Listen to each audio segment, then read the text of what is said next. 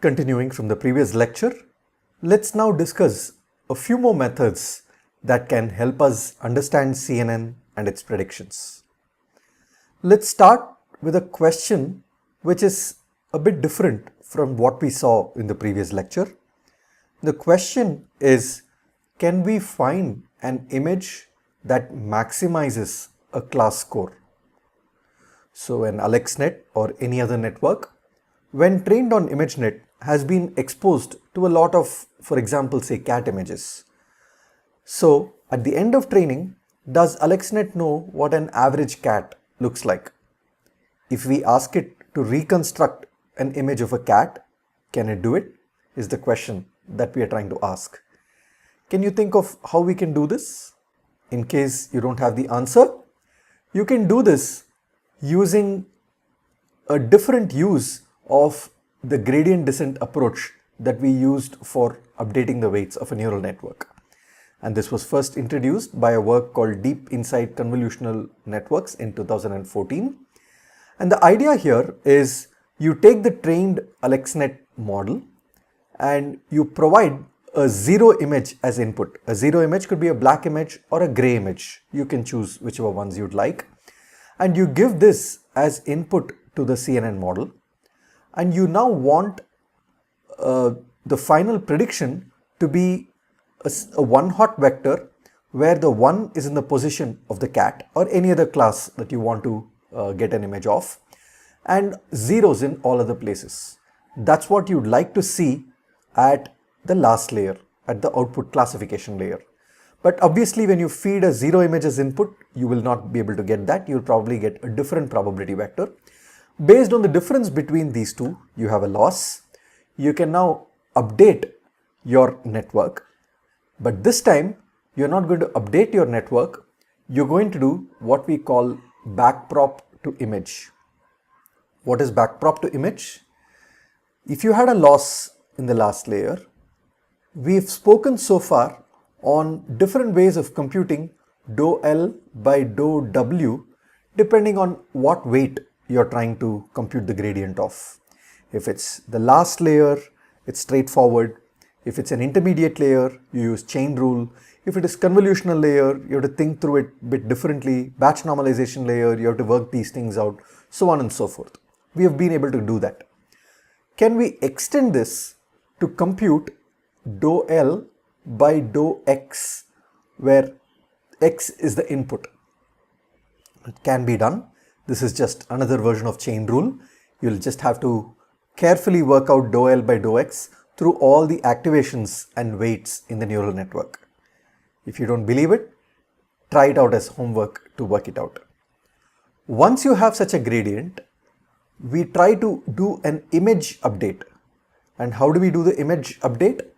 We do it using gradient ascent.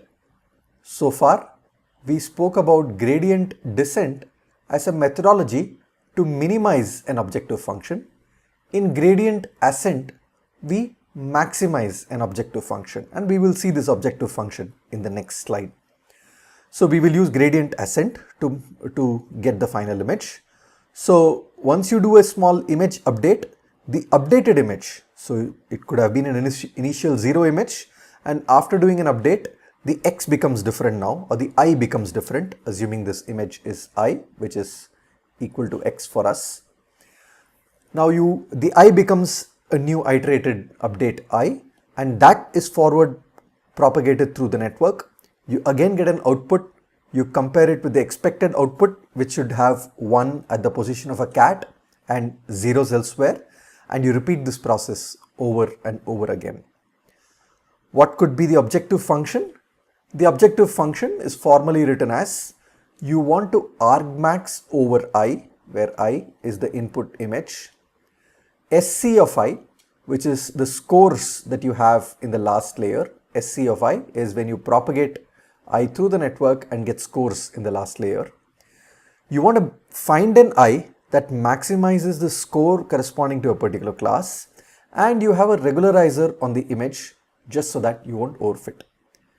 Remember, because this is a maximization problem, you have a negative sign because you'd ideally like to minimize the 2 norm of the image. That's the reason for the negative sign. So how do you solve this problem? Because it's a maximization problem, you use gradient ascent. So you go in the positive direction of the gradient and keep climbing and keep updating the image over and over again, and at the end, after many iteration, when the gradient between your output and your expected output in the last layer is close to 0, you would have converged and you would have got one such image. Let's see a few examples. So here are a few images that maximize a class score. Okay, this may not feel like the way we perceive these images, but this is what the model thinks is representative of those objects. So any such artifacts in an image, it's going to consider it as belonging to an object. So the top left is a washing machine. Below is a goose. You can actually see that there is a structure of a goose located at different points. Then you have an ostrich, a limousine, a computer keyboard, and so on and so forth. You can do such an optimization not just with respect to the last layer. You can do this with respect to any neuron in the neural network. You can try to see if you want to find out which image maximally activated a neuron. We saw in the previous lecture that we keep forward propagating several images and then see which all images fire a particular neuron. That would have been one way of doing it. But now what we can do is start with a gray image or a 0 image, forward propagate your image until a particular layer. Let's say you have a particular neuron in one layer that you wanted to maximize, that you wanted to fire for a particular image. Then you go forward propagate until that layer. You set the gradient with respect to that neuron to be 1 and everything else to 0, which means you want that to fire, and you back propagate from there and update the input image iteratively using gradient ascent, and you will now be able to get an average image that fires that particular neuron. Another addendum that was proposed in the same work, in fact, was the concept of just visualizing the data gradient. So how do you go about doing it?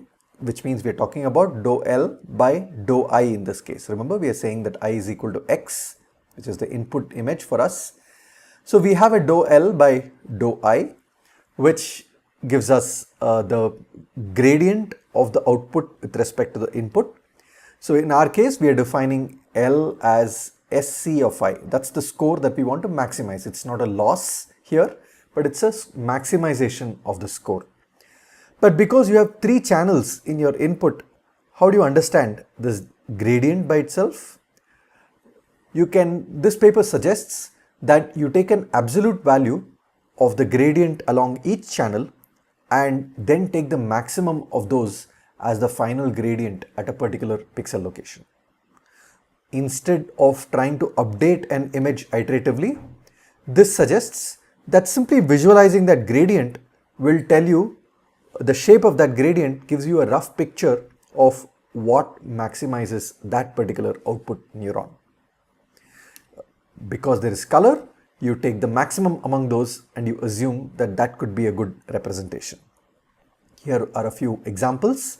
So here you see a sailboat and you see that these were the pixels that had the highest gradient across the color channels, which maximized the score. Similarly, this one for the dog, and this one for this object, and so on and so forth.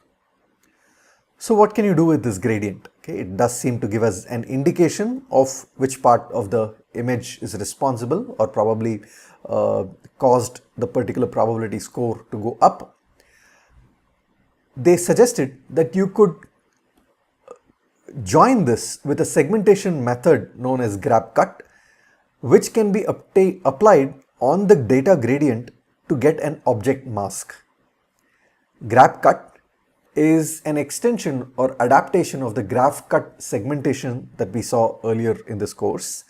Using this, if you had an input image and you get the gradient corresponding to a particular class, then using those gradients and this grab cut segmentation algorithm, which is a way of taking those pixels and segmenting the region around them, you end up getting a mask in the input image which is responsible for a particular class to be predicted.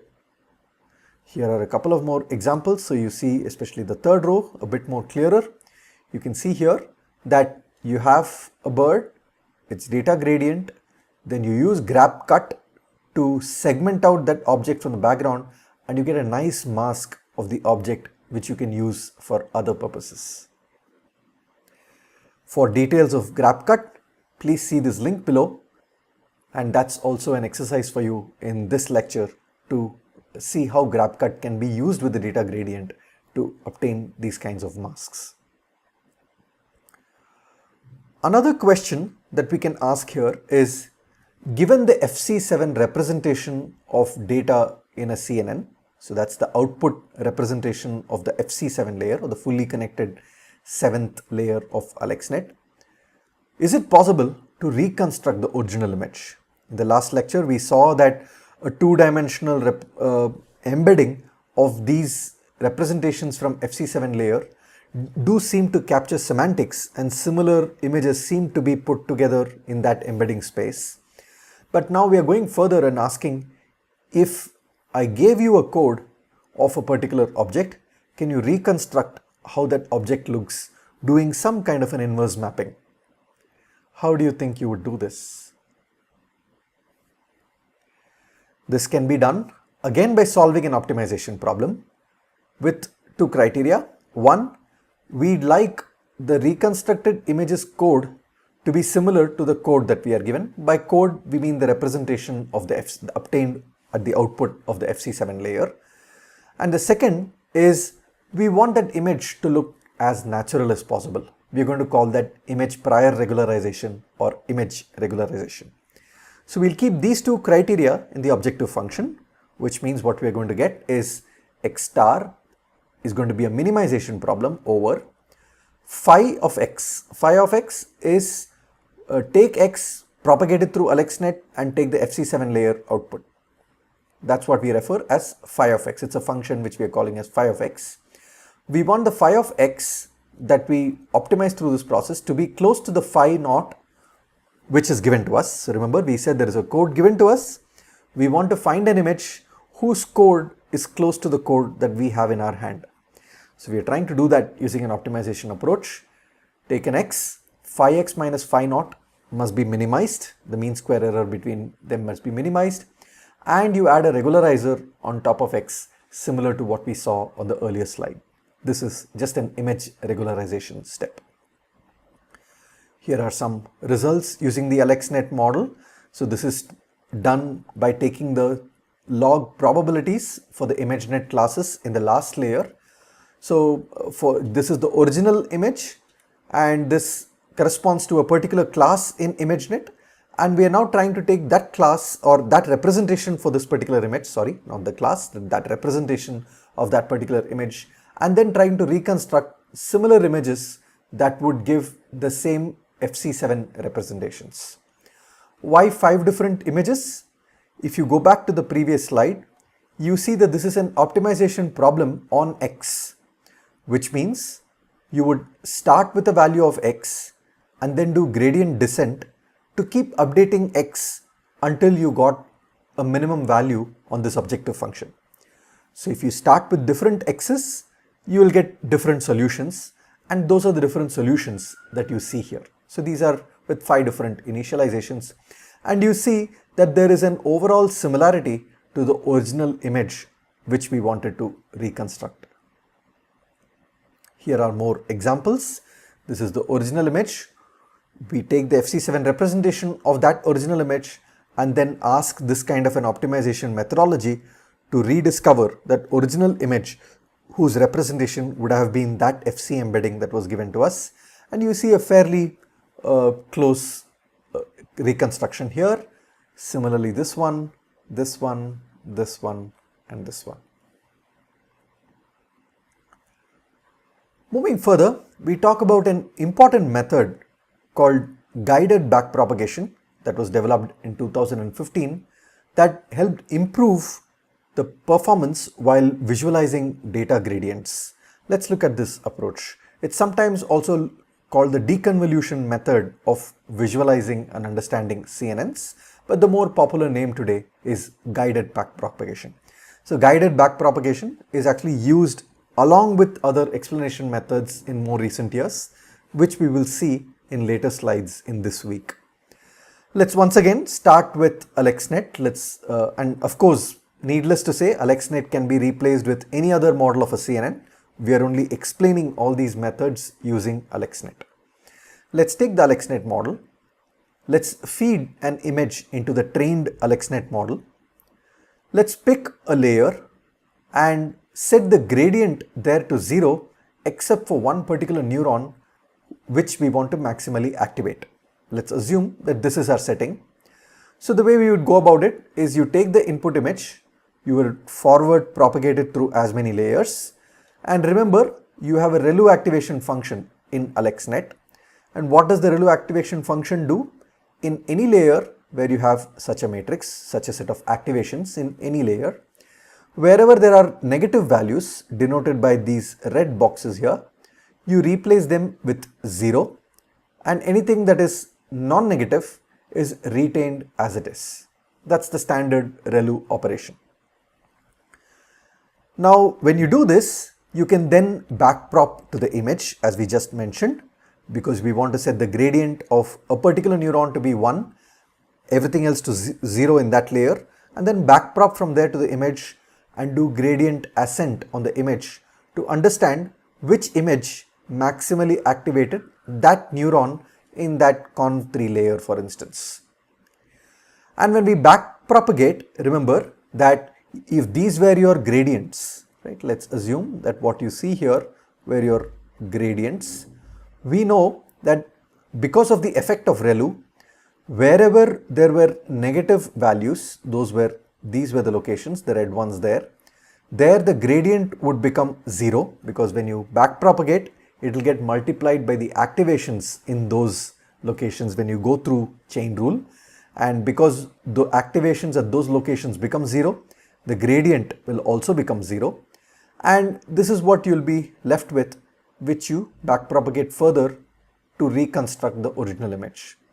Note here that in this particular location, in this particular representation of the gradients, the gradient values can be negative or positive. It is just that where the input was negative, the gradient becomes 0 there. In the other locations, the gradient can be negative or positive.